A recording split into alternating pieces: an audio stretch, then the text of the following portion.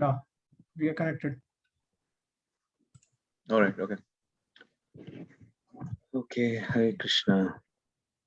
Yeah. So today we are back with our live chat session, talk show we call it, and we are back with our friend Pratik Desai, who's an accomplished businessman hailing from the commercial capital of India, Mumbai.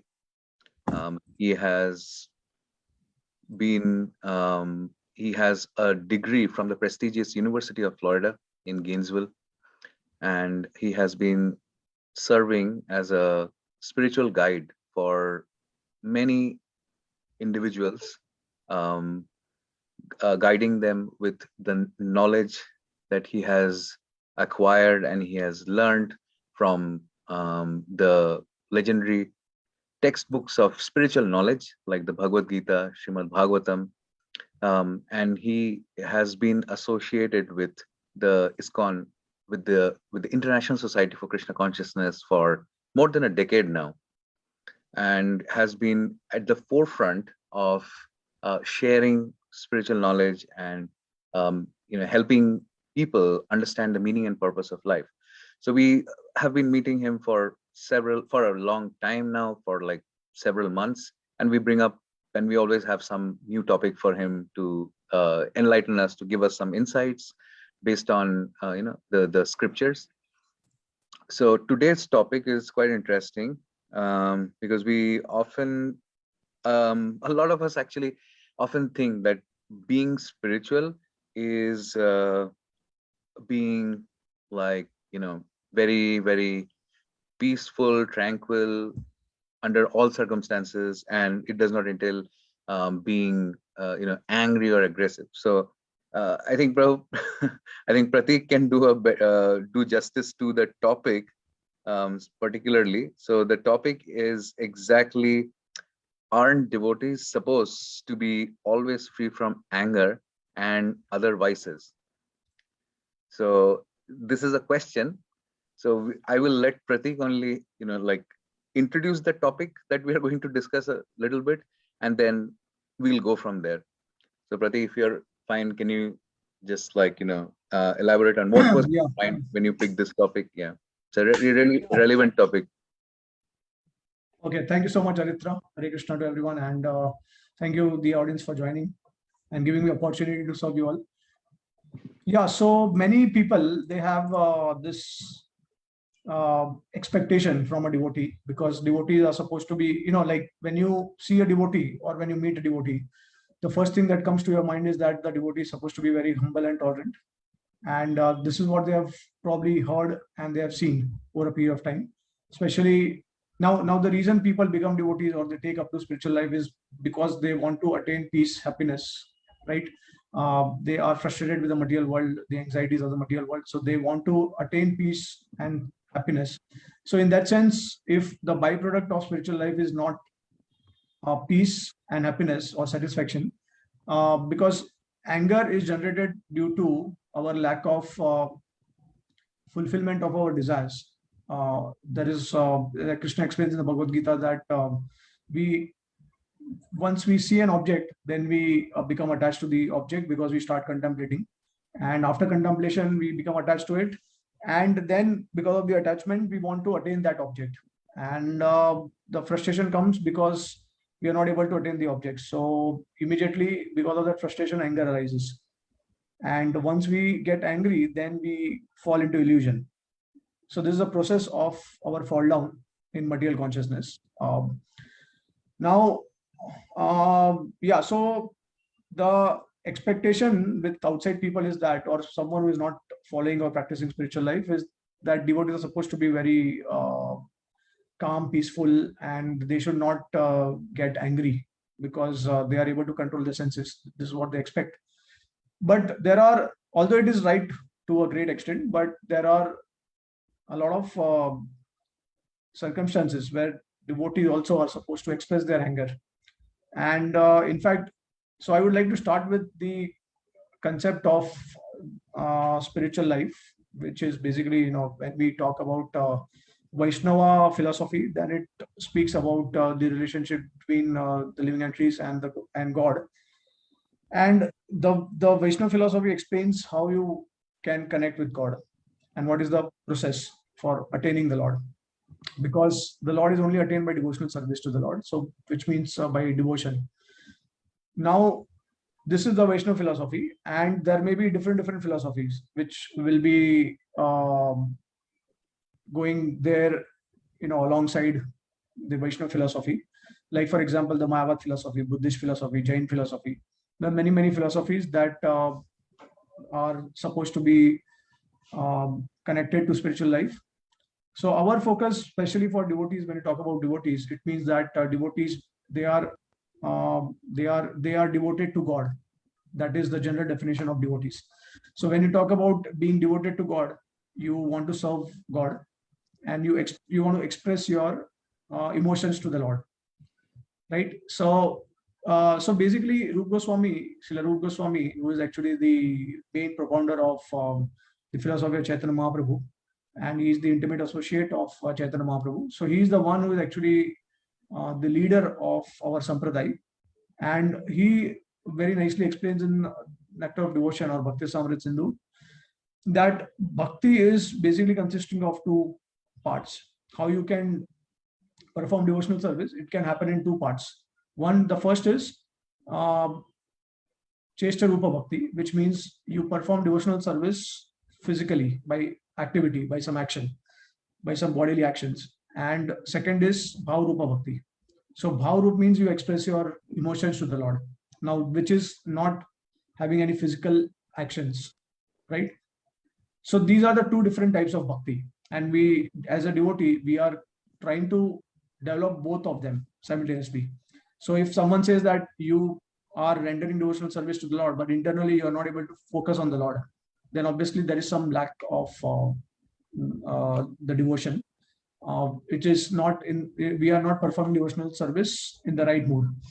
And on the other hand, we can also say that if someone is thinking of the Lord constantly within his mind, but he does not do any service, then this is like, just saying that, okay, I love you so much, but I cannot do anything for you, which is quite hypocritical in one sense, right? So bhakti is actually a combination of Cheshta Rupa Bhakti and Bhava Rupa Bhakti. Both elements should go together, the emotions as well as the physical part of that emotion, the implementation of that emotion. They should go parallel. Okay. So what happens is, the Vaishnava philosophy, it says that the Lord is a person, and all living entities, they are all, because they are made in the image of God, so they have the same qualities as the Lord has, but in minute quantity, infinitesimally small quantity. So Lord is infinite, and we have infinitesimally small quantities. So whatever qualities that we are expressing in this material world, when we are having exchange of relationship or reciprocation amongst each other, then we are expressing qualities like lust, anger, envy, greed, pride, illusion. Now these are all negative qualities, but then obviously there are a lot of positive qualities also. So now, what is the origin of these qualities? How does these qualities, they manifest in us? Why these qualities are there, first of all? So according to Vaishnava philosophy, these qualities are all present in the Lord, in the Supreme Lord. Okay. So even though it appears that these are all bad qualities and it is all coming from the Lord, but still, because these are qualities, and these qualities has to be there because the Lord is a person. So basically there is a duality. Without duality, you cannot complete a thing. So there has to be a duality. So that is the nature of, you can say, the personal feature of the Lord. When you connect with the personal feature of the Lord, then it means the Lord has potency, the Lord has energy, and he has qualities also. And these qualities are manifested because of that potency, which is called as, like we call it as the Chit Shakti of the Lord, or basically the internal potency of the Lord. Okay. And so because these qualities are eternally present in the Lord, these qualities of lust, anger, envy, greed, pride, these are also present in us eternally. Now, obviously the qualities of the Lord are always pure. So they are always absolute, because all contrary things they reconcile in the Lord. You like like for example, Lord Narsingadev. So he is exhibiting his anger on Hiranyakashipu because Lord Narsingadev wants to protect his devotee. He loves his devotee, that's why he will protect his devotee. And whoever causes trouble to his devotees, the Lord will become angry on that person. So now that kind of anger is a transcendental anger. So all these qualities which are present in the Lord, although in the material realm, it is appearing in its perverted form, but in its original form, it is all spiritual. That's why I said that the effect of those qualities, or the result of the quality, is that it will be the same as being positive qualities. So, for example, when the Lord is killing someone, or when the Lord is exchanging loving relationship with someone, the outcome is going to be the same, because both of them are going to have attained liberation. Obviously, there will be a difference in the type of liberation the Lord is going to bestow upon the devotees and the demons. But because the Lord is absolute, because the Lord is complete, that's why apparently bad qualities, they also become good ultimately, or the effect of those bad qualities, they turn out to be good, right? So now see, why do we categorize something as bad and good? Good and bad is basically, you can say that whichever quality or whichever thing is favoring dharma, that becomes good, and whichever quality is not favoring dharma, or which becomes adharmic, that is actually bad. Okay, so now it is generally observed that all these qualities, lust, anger, envy, greed, pride, these generally become adharmic. It makes us adharmic over a period of time, because it is connected to self-satisfaction. It is connected to sense gratification also. So whatever qualities that makes you selfish, self-centered, these are considered to be in the category of bad qualities. Okay, why? Because there is a corresponding bad reaction. Now you have to identify, first thing is that how do you know, how do you discriminate between good and bad quality, or good and bad action? Is the corresponding reaction that you get with that. Okay, so now obviously it is a well-known observed phenomena that whenever you become angry, whenever you become lusty, whenever you become greedy, whenever you become envious, whenever you you have pride, so then the outcome will be negative, because you will be disturbed. Okay, you will not be happy. So because you will be disappointed, you will be sad all the time, you will be anxious. That's why these qualities, they become bad, because they are producing a bad reaction, or negative reaction. That's why these qualities become bad. So first thing that we have to understand is that the way we have to identify what is good quality and what is bad quality is depending on the reaction that quality is producing. Now, that's why I said that for the Lord, all these qualities can become good or absolute, because the corresponding reaction is all positive. So when the Lord is expressing his anger, he is expressing to protect his devotee and to destroy the demons. Okay, so now see, when a person insults the Lord or God, the Lord does not take it personally, and he will not react. Okay, but when the Lord, when the person disturbs or troubles a devotee, then the Lord, because he has loving relationship with that devotee, so that time the Lord becomes angry. Okay, so just like in our relationships also, if we love someone, and if someone does some harm to that person, to our beloved, then we become angry. So we can forget things done to us over a period of time, but we cannot forget things done to our beloved. Okay, that's a general tendency, and it's a natural phenomena in a relationship. Okay, like they say that in Western countries that if you want to love me, you have to love my dog. So the dog is actually the pet animal of a person in the US, and If you harass the dog, the owner will become angry. He will be, he will try to give some reaction to you.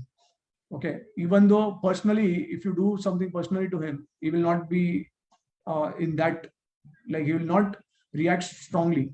But if you commit violence to his beloveds, then obviously the person becomes more violent, more, he will react more.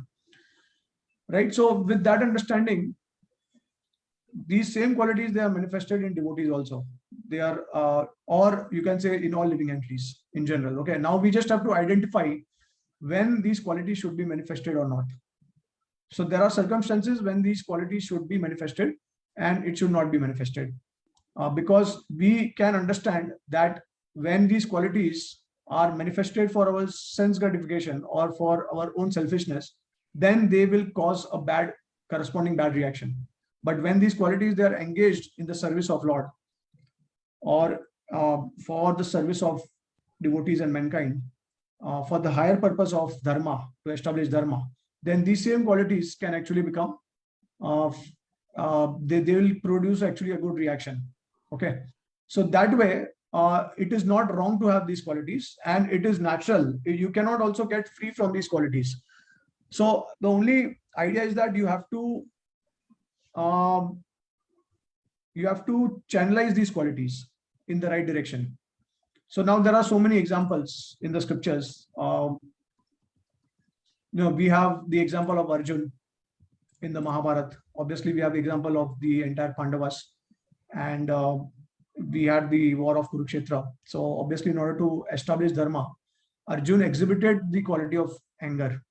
Bhimsen, Yudhishthir Maharaj, whoever was there in the war, they all exhibited the quality of anger. Without war, obviously, you cannot, without anger, you cannot fight a war. So you have to, for a Kshatriya, anger is actually a important, very important aspect of their, of their ability and skill.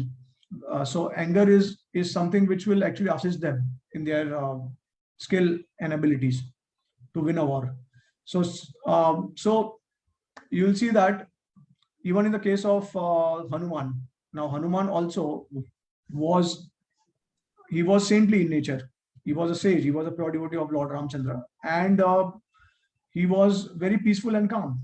But when Sita Maya was kidnapped by Ravana, so that time obviously Hanuman was very angry, and in that anger, now see, generally what happens in our current material scenario, whenever there is a very grave incident happening, so what people will do, they will just go to the street and they will light the lamp, or they will carry candles and they will burn the candle, and they'll like, for example, some kind of protest marching is going to be there, and people will carry the lamps, and they will express it to the government that, okay, we are not satisfied with it.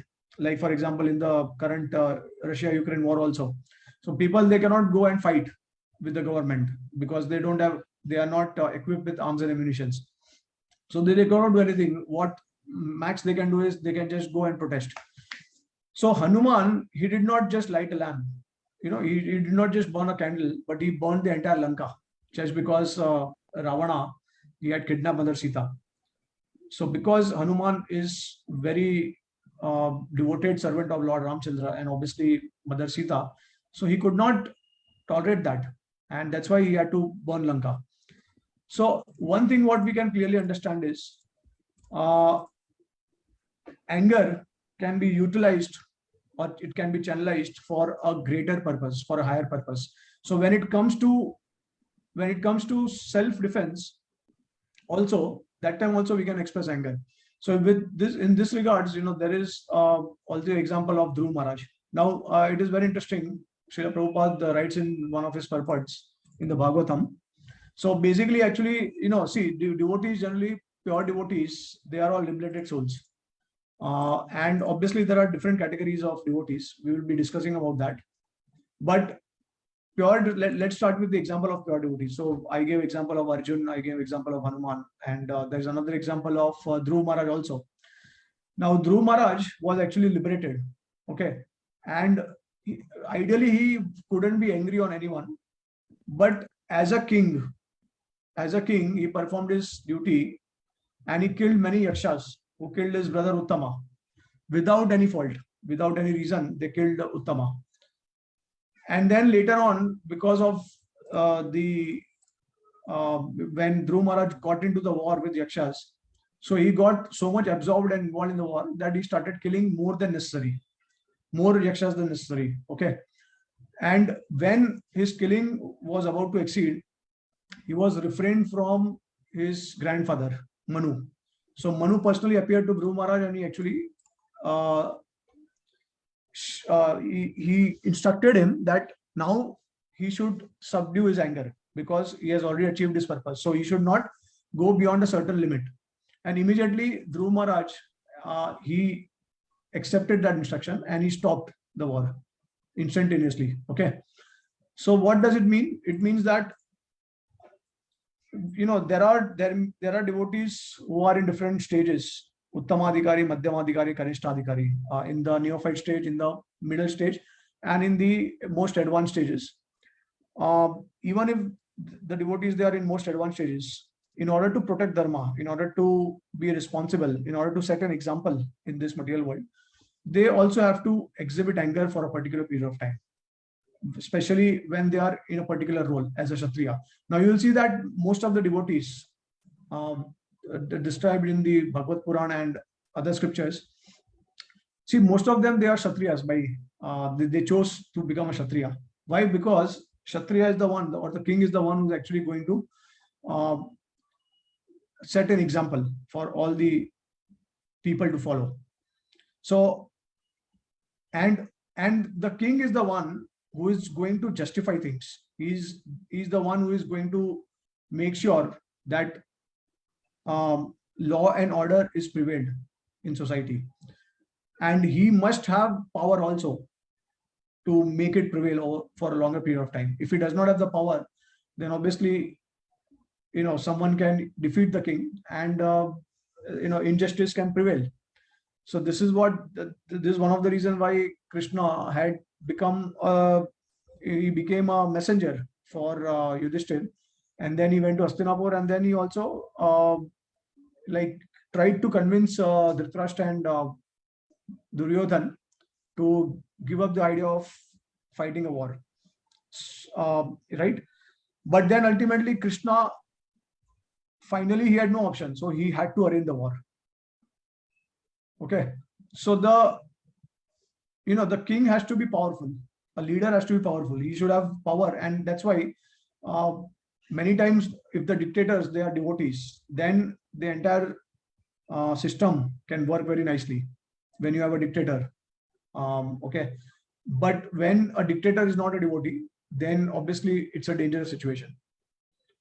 So we can also say that the democracy is kind of like demon crazy in this Kali Yuga.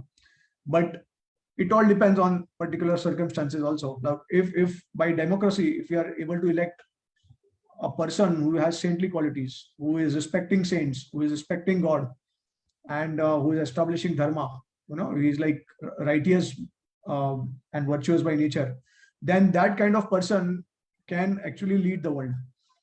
So in that way, democracy can actually become a great asset to the country. But if people, they are demoniac in nature, then obviously what they are going to do is they are going to elect someone who is going to be demoniac. That's why demon crazy, So in that sense, Dhruv Maharaj was actually liberated. So a person, a pure devotee, can be liberated, but in order to establish dharma, in order to make it effective and righteous. So see, now what is the demand of the population? The population is going to demand those who are innocent, those who are righteous. They are always going to demand justice, and they will look up to someone who is going to establish dharma or justice. Okay, that is their expectation. So obviously they will choose a leader or a king who can do that, who has the power. And in order to manifest that power, he's also going to become angry, right? So this is the scenario where a pure devotee can also exhibit anger. So you can say that, okay, internally he's like pure, he's like extremely compassionate, but externally, in order to establish certain principles and in order to set an example, he has to take up to violence. So in this regards, there is one very interesting story of a snake who was actually instructed by Narad Muni. Um, and Narad Muni, he actually because this snake was actually harassing a lot of people, and he was trying to bite all the people who are actually coming near to him. So the snake was, he was attacking many people, and Narad Muni happened to came by. He got associated with Narad Muni. Narad Muni is a great saint. So Narad Muni somehow convinced him to stop these activities, and he instructed him not to commit any violence. So then what happened? The snake kept on, he never, uh, see, now because he was instructed by Narad Muni to not, to always be non-violent, or okay, and to have all the good characteristics. So what happened is, because of this, some children, they took they took it for granted, and they started beating up the snake, and they started throwing stones on the snake. So because this snake was instructed by Narad Muni to be non-violent, they were taking advantage of that, and he was just tolerating that. So after some time, Narad Muni again came to him, to that snake, and he told him, he shared with Narad Muni that this is what happened. And Narad Muni told him that, okay, see, I told you to be non-violent. It does not mean that you don't have to defend yourself. So then Narad Muni told him that when they do this, what you do is you just expand your hoods, but you don't bite them. Okay. So that way you exhibit your anger, but you don't have to bite them. Okay. So this is the moral, that a devotee will exhibit anger only when it is required, only when circumstances are such that you don't have any other option, but you have to actually express that anger. Otherwise, the devotee has to be tolerant and humble, and especially when it comes to self, personal insults, then we have to tolerate that. So then another example is given, is that of tortoise. So tortoise is, whenever you try to touch a tortoise, the tortoise will actually, he will withdraw his limbs, and whenever it requires, it will actually expand its limbs. So it will actually emerge out, and it will withdraw also. So depending on the circumstances and situation, we have to act like that. So this is how actually a devotee is supposed to act. Yeah, you have a question, Aritra. I can see your Yeah. Actually, I was thinking that you discussed about Hanumanji. Okay, so Hanumanji, how he was angered. He was angry at Ravana's audacity to carry away Mother Sita, keep her in captivity.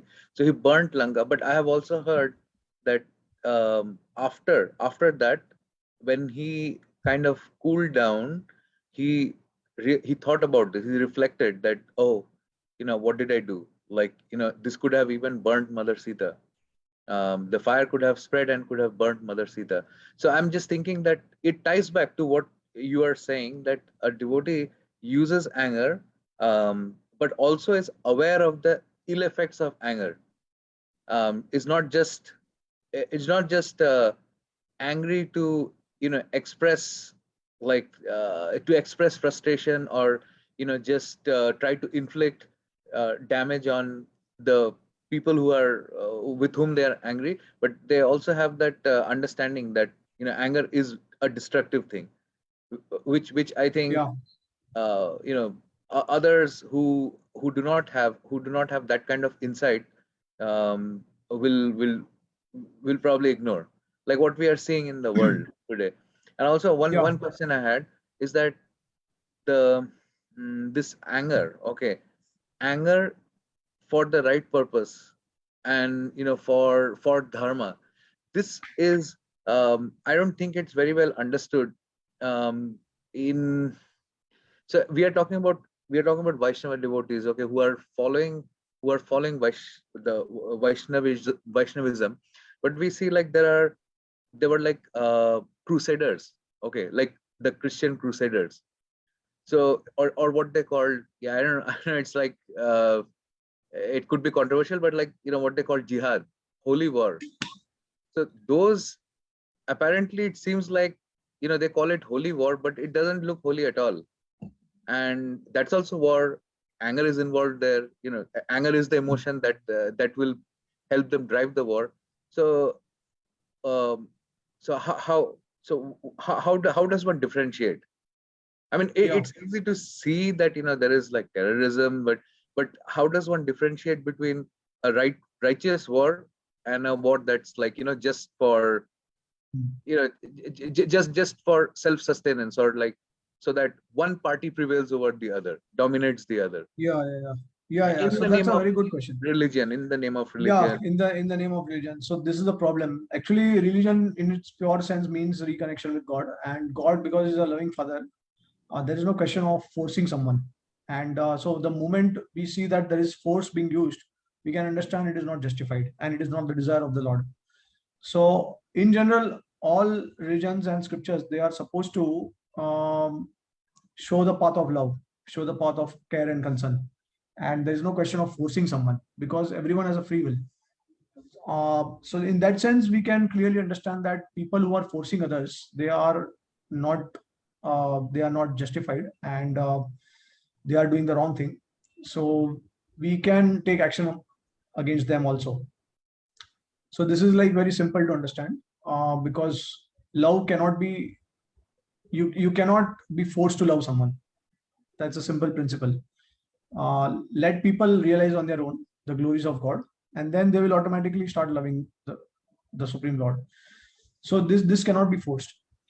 And regarding, you also mentioned about the ill effects of anger or bad qualities, which is true. Yeah, we do realize that there are bad effects or ill effects of anger, but then the idea is that when you have the conflict amongst lower dharmas, then you have to select a higher dharma. And the higher dharma, when you establish that higher dharma, then in the future, for a long term basis, the people will become happy.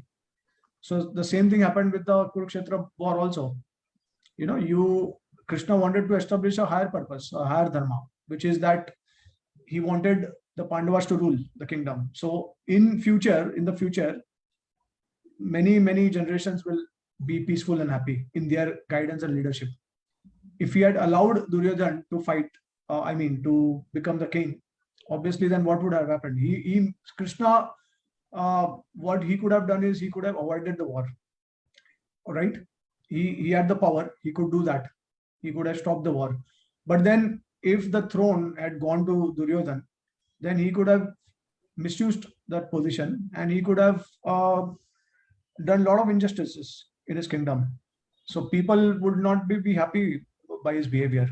And Right. obviously, the fact that people, the citizens, they didn't want Duryodhan to be the king itself proves that he was not fit for that position. And that's why Krishna wanted to make Yudhishthir the king of Hastinapur. So this is very easy. I mean, we can clearly understand that if you do not have a war now, then you will be responsible for the wars yet to come in the future. So you will create more wars in the future through that establishment of dharma. So that's why it's important to establish dharma at the right time Hmm. in order to avoid future consequences. Because ultimately, see, in Kali Yuga, you cannot avoid fights, wars. It's a place of misery and suffering. The entire material world is a place of suffering and misery, because people, they have their egos. The reason we are in the material world is because we have egos, and there is the pure ego and there is the false ego. Pure ego means that we want to become selfless lovers of everyone. Okay, and false ego is that we want to control everyone. We want to be the master of everyone. So in that sense, it will always create problems. So when you convert into pure ego, which means that you want to serve everyone, you just want to love them. So then obviously all these things will stop at some point of time. Now, so whenever you want to establish dharma, whenever whenever for self defense also, and then whenever you feel that someone is forcing you to compromise with your principles of spiritual values, then also that time also you can exhibit anger. Okay, and but it has to be momentary. It has to be a momentary expression, and immediately after that we have to forget. Like for example, Prabhupada also, he was very heavy with his disciples. He chastised his disciples very severely, but immediately the next moment, Prabhupada became very normal, and disciples used to think, well, is this the same Prabhupada that I saw just moments ago? So a pure devotee, they have to exhibit anger, whether it's a pure devotee or a person who is responsible position. They have to exhibit anger whenever it is required, right? And yeah, so now we'll also discuss about other qualities like lust, anger. Anger, obviously we have discussed. Lust, envy, greed. So see, lust also, like for example, if you become like the example of the gopis. Now the gopis, they became lusty for Krishna. Lusty means, they had intense desire to attain the Lord in a particular relationship.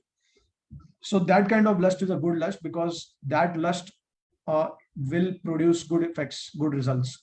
And which means that if you become attached to the Lord more and more, then you become free from all these bad vices, or the vices that produces bad results. Okay. So lust, then greed. Oh yeah. If someone has greed to somehow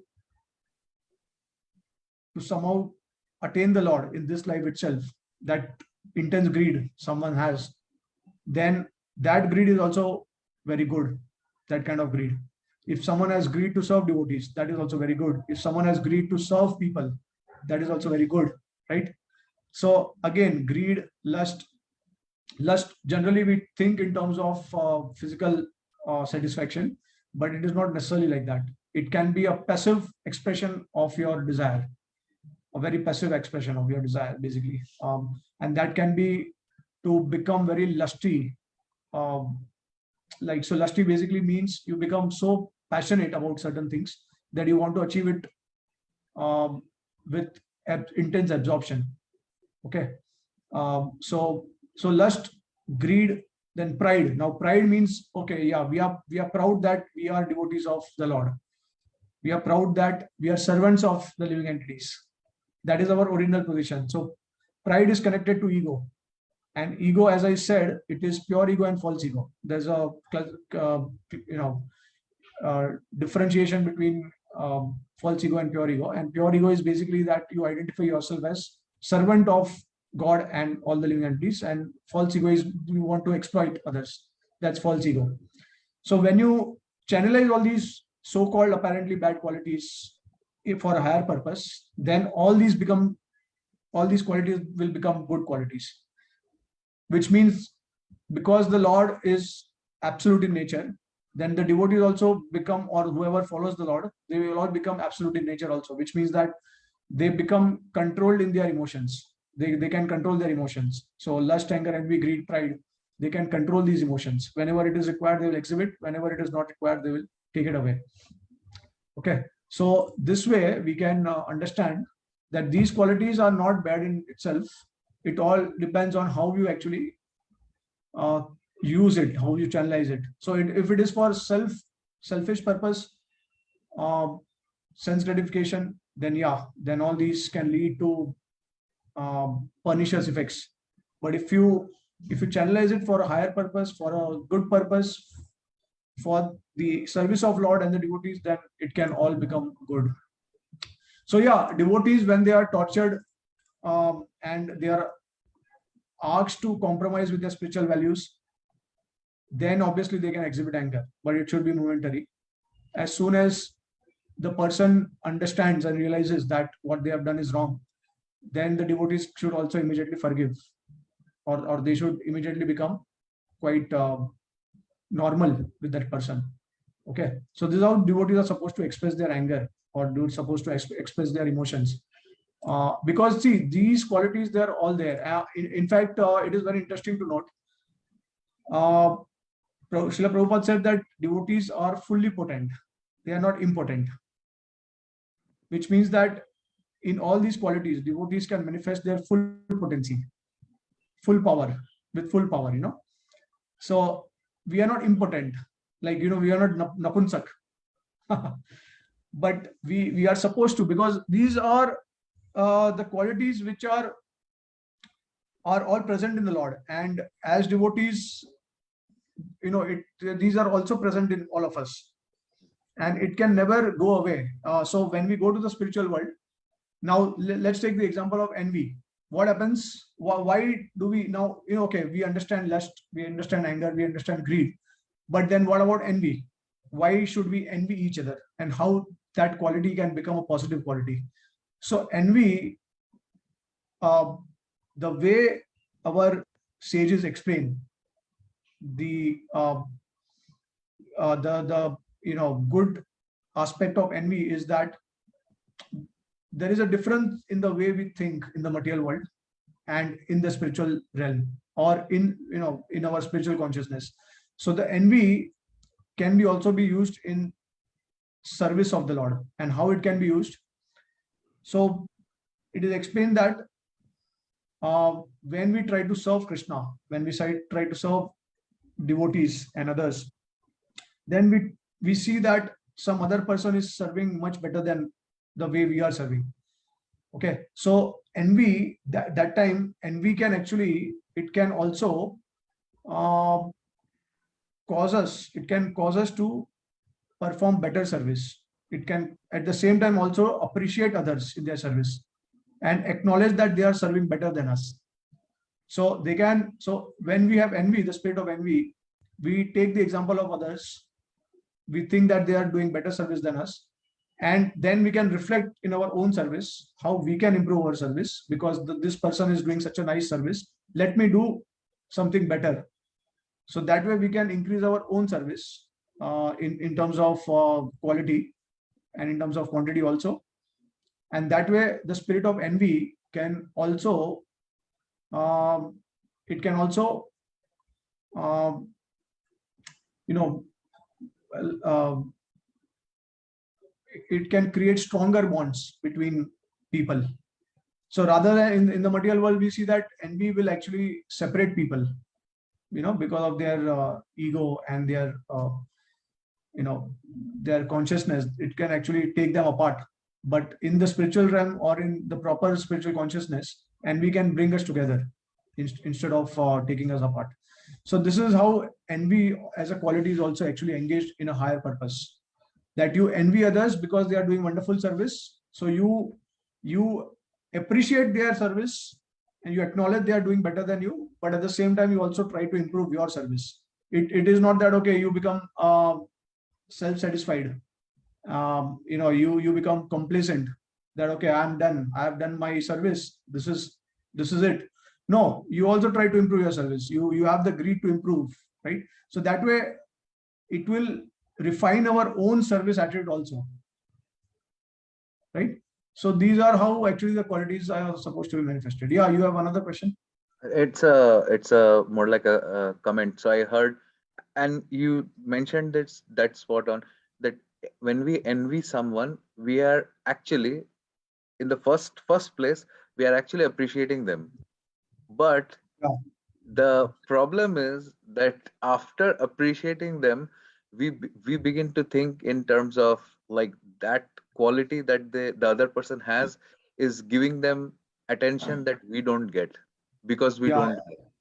But so it's like that consciousness, where we appreciate and then want to, like, imbibe that quality.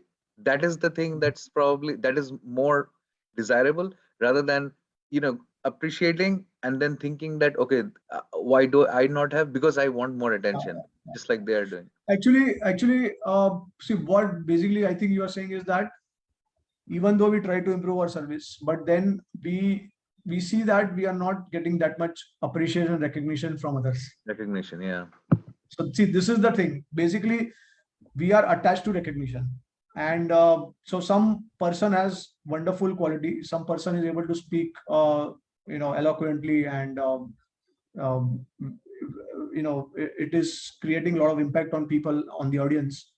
and they have huge fan following also. But when we also try to improve, we try to learn from the devotee, we try to improve in our own public speaking and all that, we see that we are not getting that kind of audience, and we are not getting that kind of recognition. So basically, so there is a defect here. The defect is that a person should not be attached to name and recognition. The purpose should not be that. The purpose should be that we continue our service. So whether it is like 1 lakh people or whether it is 10 people who are listening to us, it does not matter. What matters is now the purpose why we are speaking. If my purpose is to have name and recognition, then I will stop speaking if I don't get that kind of audience, that much quantity of audience. If my purpose is to glorify the Lord, if my purpose is to share the message with others so that others can benefit, whether it is 1% or 10% or thousands of person, it will not hamper me so much, because my main focus, although I may be, so now obviously there are different categories and grades of devotees. So there may be a devotee who is completely focused on name and recognition. Okay, then in the other category of person may be attached to a name, and they can be attached to name and recognition also, but they do not stop their service just because they are not getting name and fame. Okay, so they said they may want name and fame, but because they are not getting it, they do not stop the service. The first person may stop it. Okay, second person may continue it, and the third person may actually is completely detached from name and fame. So that's how I see this as Uttama, Madhyama, and Kanishta. The most advanced, the intermediate level, and the Kanishta or the neophyte stage of a devotee.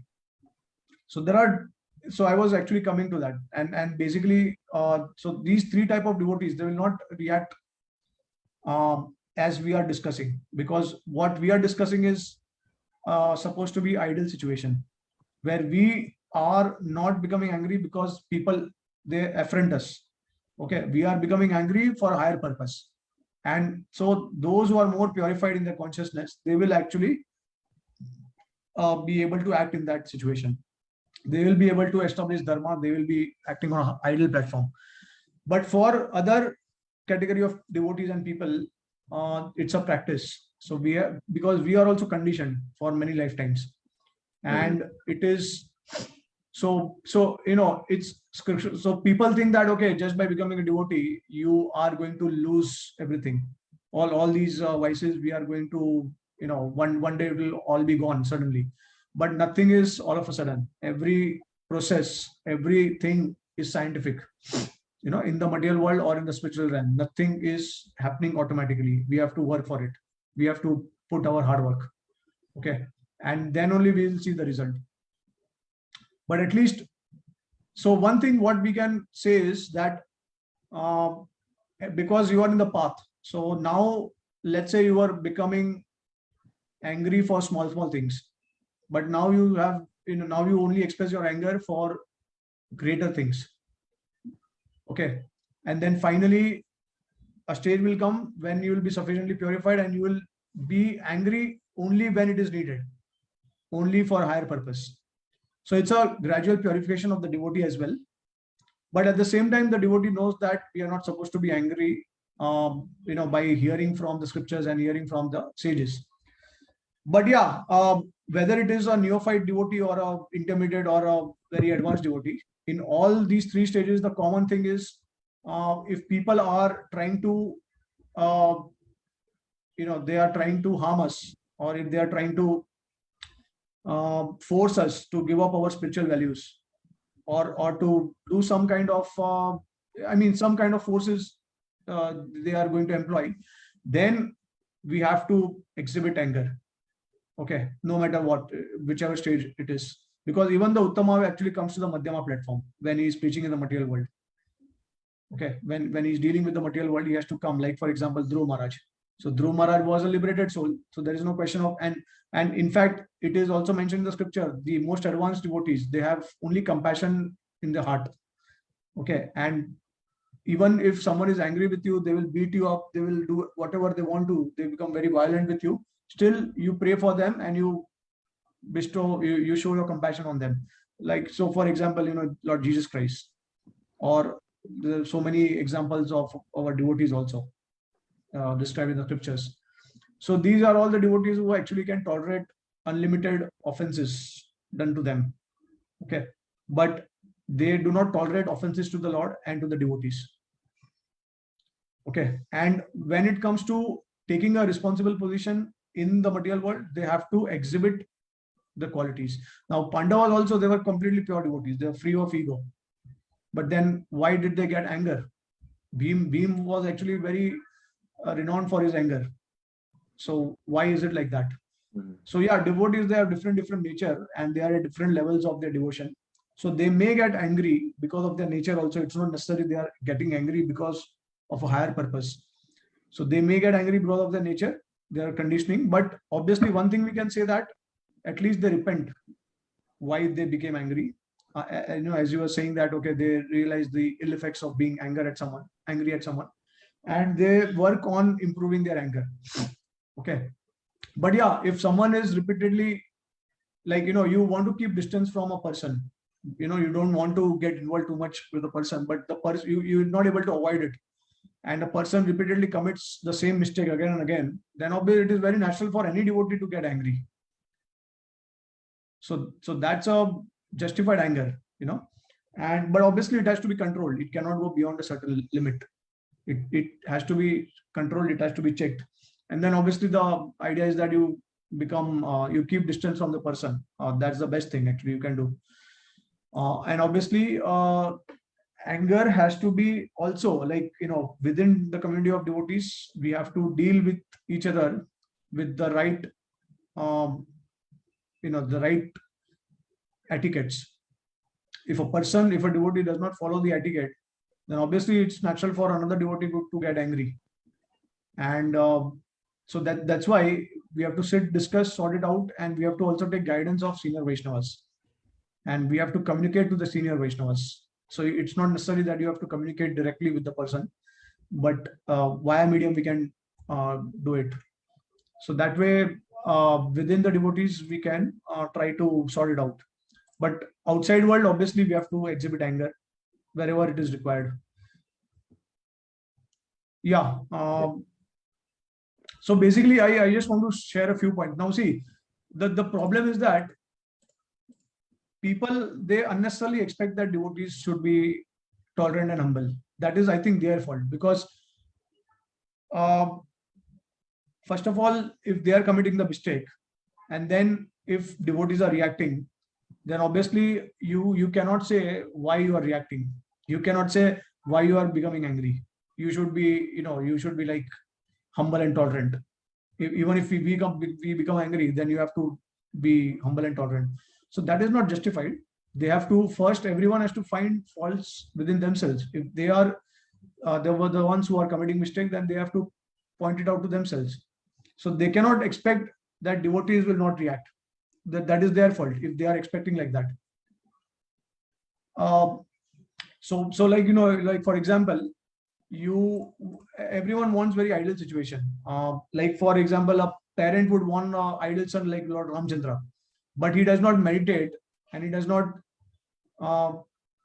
contemplate that I have to also become like Dasrath Maharaj.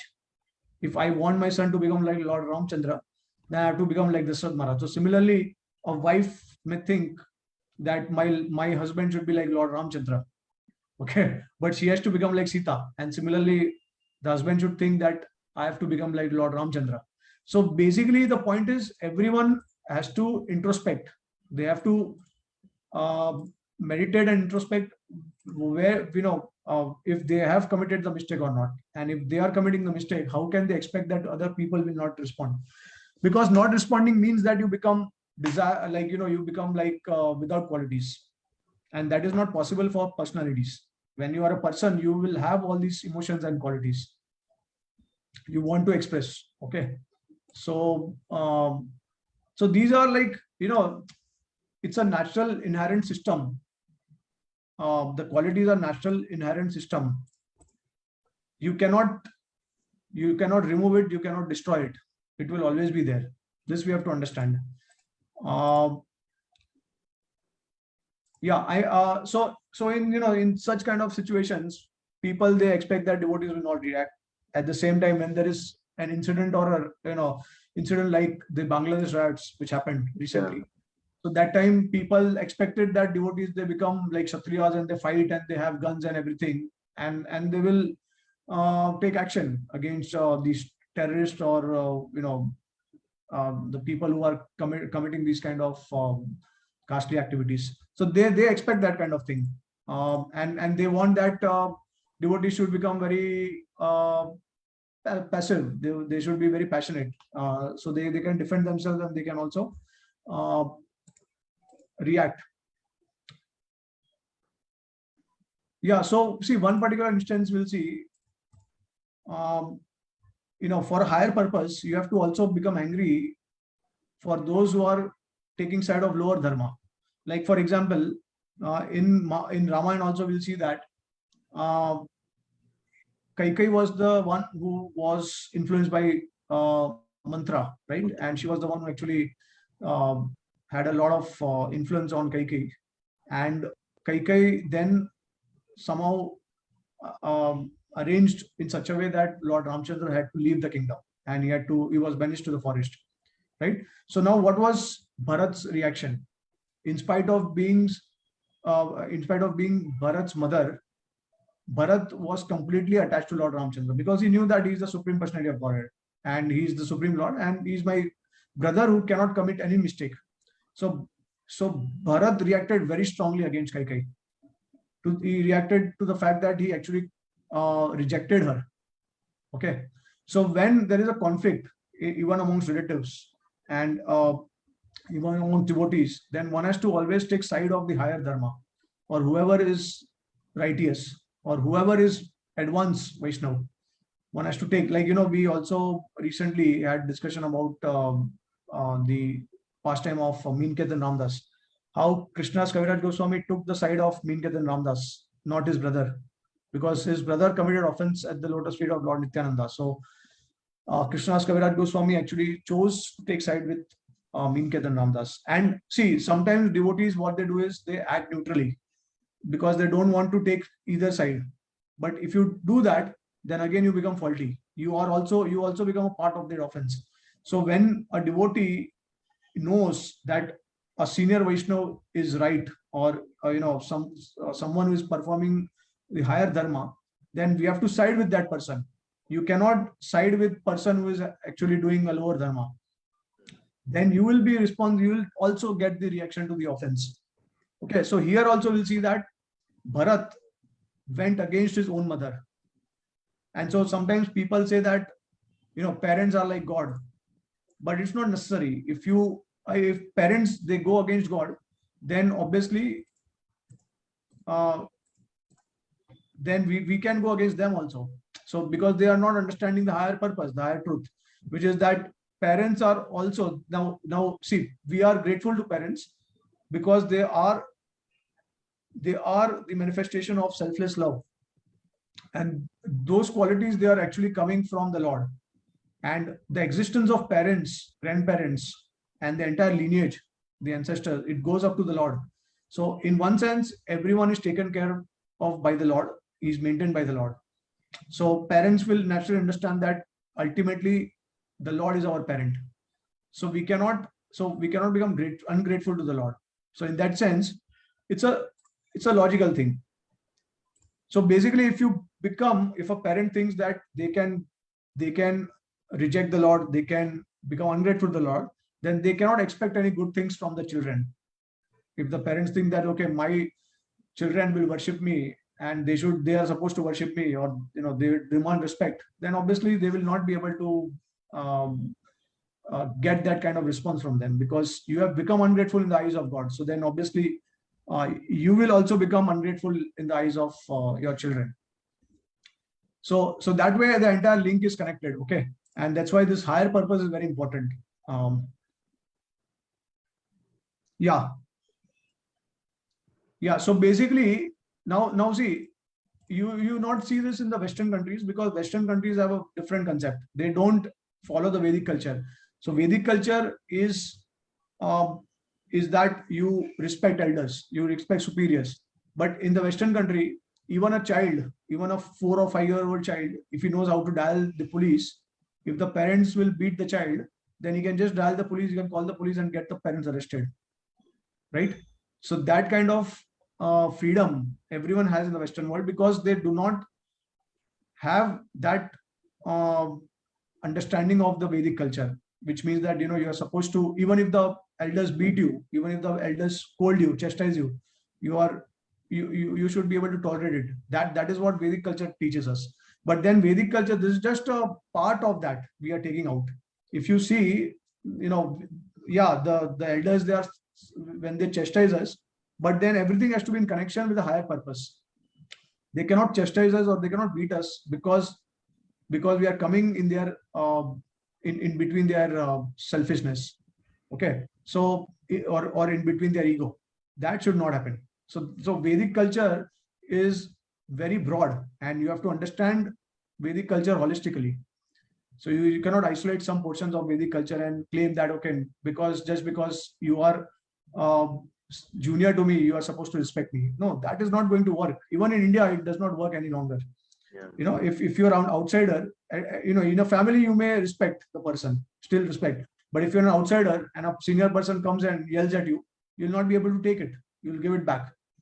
So the Western countries, they already have a system where everyone has the right to, um, you know, live as per their choice, and no one can force you, no one can demand you to be respectful. So this is the thing. Yeah. So basically, the last point I would like to share is the entire Vaishnava philosophy is that we don't want to attain peace. We want to attain. In fact, the goal is to serve the Lord and the devotees, serve everyone, and that's why in that service we can also be anxious. We can also express all these qualities. So we are not looking for peace in the culture of Vaishnavism. We are looking for the culture of service, and for that service, anxiety, stress, anger, lust, all these qualities can also be channelized and utilized. Okay, this is the state of the residents of Vrindavan also. So it is quite paradox in one sense, because we say that Vaikuntha means that which is free from anxiety, but actually anxiety begins in Vaikuntha. The real anxiety begins in Vaikuntha, because you are so anxious to serve the Lord all the time. So that real anxiety actually begins in Vaikuntha. So you give up your material anxieties in the material world, but then another level of anxiety will start. So initially we want to become peaceful, self-satisfied, happy, calm, but once you start realizing that devotional service means we have to please the other person, please the beloved, and for that, and we have to undergo a lot of sacrifice and anxieties, right? So that's why these all qualities will actually creep in. You cannot expect that that all these qualities will go away or they are destroyed. No, this is not Vaishnava culture. This is the culture of you can say Advaitwad or Buddhist philosophy or Jainism, where you just want to get rid of all these qualities and be calm and peaceful, like that. So this is the Vaishnava understanding of all these qualities, all these vices. Yeah. The qualities don't, if the qualities go away, then we no longer are sentient beings. We no longer are spiritual, like really spiritual beings. We Yeah. are as good as dead, I will say. It's a very strong expression, but it's as good as dead. Exactly. I mean, yeah. Rajiv sir, do you have any thoughts that you would like to share? Final thoughts. You've been listening very patiently for a while. I don't know if you can hear us. Prabhuji, all the points are very well reconciled in whatever Prabhuji has said, and this philosophy I have been hearing from Prabhuji and even Mataji very often. So as such, I think I have gone beyond the questions in this on the subject. I'm very much happy to hear this again, and it's all well accepted. I don't have any doubts or queries here. Of course, the realization and to practice may be something I have to work upon, but theoretically, I have understood all the points. I think so. Yeah. Most of them. Yeah. In fact, it's a very funny thing. Like in a conjugal relationship, there is an expectation. There is a certain expectation from one of the spouse that you will get angry for certain things, right? I mean, that's the nature of conjugal relationship. I'm without express. If there is no anger, it means that you will feel that okay, this person is not loving me so much. So if you become possessive sometimes, that is that is loved by the spouse, that is favored by the spouse. So and then and especially when you play with children also, you'll see that you want to make them angry sometimes, because it actually gives some kind of dynamics and flavor to that relationship. You want to see their anger, you want to see them how they behave in their anger. So it is very funny for us. So in that sense, these qualities, they are manifested at the when they are manifested at the right time, it becomes very it can amaze us. Like all these qualities are meant to amaze us, basically to enhance the relationship. So yeah, without these qualities, can be- I don't think. Yeah, they can be called as the sattvic spices of our relationships. Okay, yeah, you can call it like that.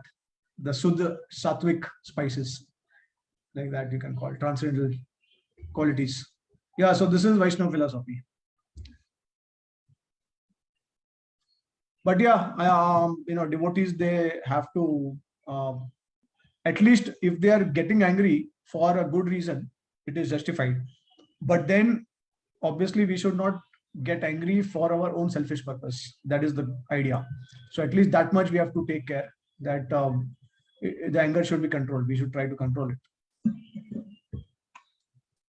Okay, so any other comments or questions?